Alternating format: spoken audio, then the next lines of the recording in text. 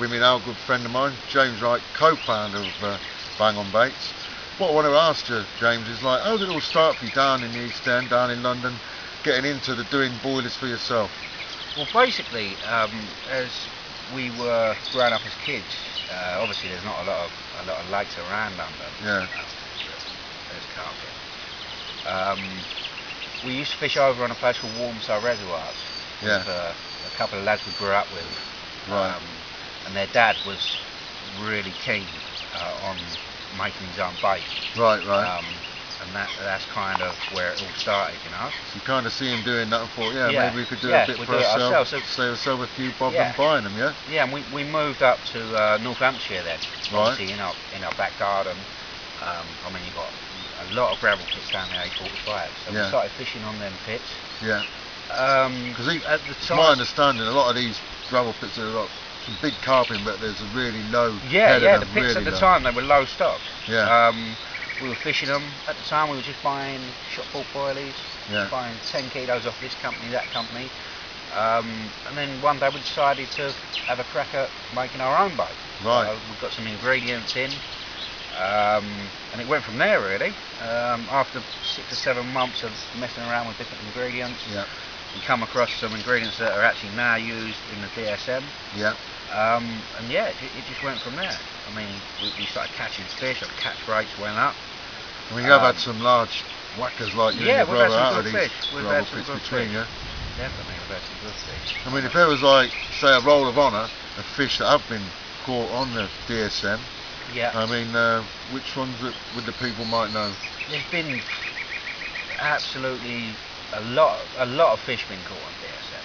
I mean, throughout the 6 or 7 years now, when we first started out, I mean, straight away from the off, we'd had named fish coming out, the Royal 40, Cuttail from Manor, Linear Fisheries, various 40s from around the Nen Valley. So, I mean, from the off, people reckon it's a good quality bait, it catches fish, you know, and I think we've got a name for making good quality, high protein bait. Yeah, because I understand that the ingredients you're using now, you've got after like looking around, are of a really, really good quality, and it's not a cheap bait to make. Yeah, it's definitely not. I mean, and in the past we've struggled. Yeah. Obviously financially, 4 years ago we had to fold. It's just the cost of ingredients and not having the finances behind us, because the quality of the ingredients that we're putting into the bait cost that little bit more. To make it viable as a business, we needed to buy bigger bulk of ingredients, which we wasn't able to do.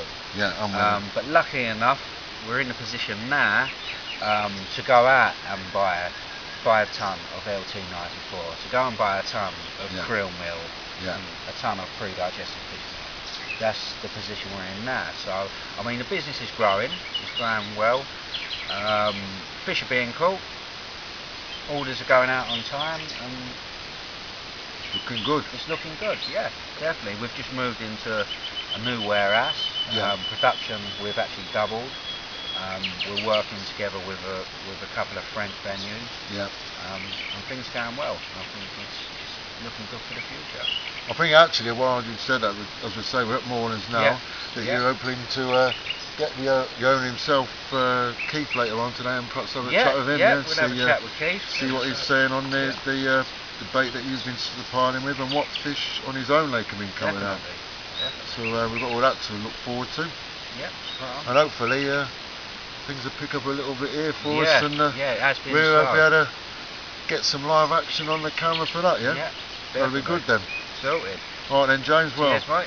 I shall better go back and check the rods, mate.